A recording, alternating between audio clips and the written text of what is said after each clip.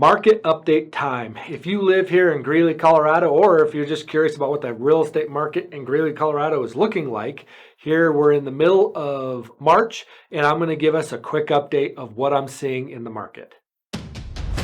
It's all about local. Hi, my name is Jamie Eklund. I'm a local entrepreneur and business person here in Greeley, Colorado.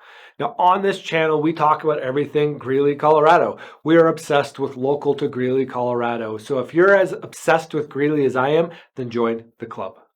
All right, so it's market update time. Now, as many people know who are in the market or are paying attention to the market has substantially slowed down from last year.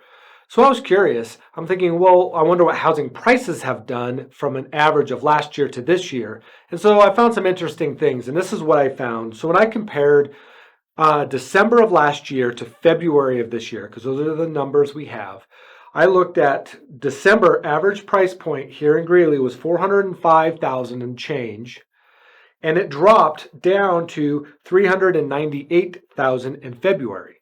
So we saw a bit of a dip in the market from December to February of this year. Now, that's not a really substantial dip, especially for this time of year. So I looked at last year's, and I'm like, well, I wonder what happened last year. Now, last year was a screaming hot seller's market, and this is what we saw. In December of 2 years ago, 2021, average price point was $381 and change. And then it went up in February to $417 and change. So we saw a pretty substantial increase in prices in 2021, December 2021 to February of 2022. This year, we're actually seeing the opposite. We're actually seeing it go down. Now, that being said, when you look at December of 2021, the average household was selling for about $381. In February of this year, last month, it was $398. And so we're still seeing a pretty substantial increase compared to 2021. So what does that mean? Let's make sense of this a little bit. So really what I'm trying to say is housing has gone down, but it hasn't gone down substantially. It's not a reason to panic. It's not a reason to get too concerned. It's a healthy decrease in price that we're seeing. We're still above where we were in 2021. And so we still have a lot of room compared to what we were then. Now, some other things that I noted as well were the average houses for sale. So if I look at February of last year, we had 105 houses on the market, right? 105 houses for sale that weren't under contract. This year, we have 125 houses. So we have about 20 houses more this year than we did last year on the market. Shouldn't be surprising, right? The market has slowed down. But what's interesting is last year in February, we had 180 new listings. That means new houses came on the market, 180 of them. This year, we only saw 93. So about half of the properties that we're seeing that are still for sale came on.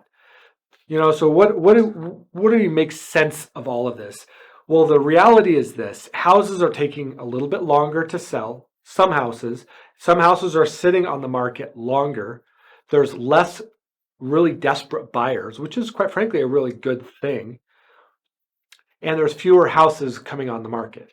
Everything in general has really slowed down. So there's not as many listings coming on. There is a little bit more inventory out there to choose from. But part of the issue we're facing is a lot of the inventory is inventory that's sitting on the market because people don't want it. It's either overpriced or the condition or the location isn't ideal.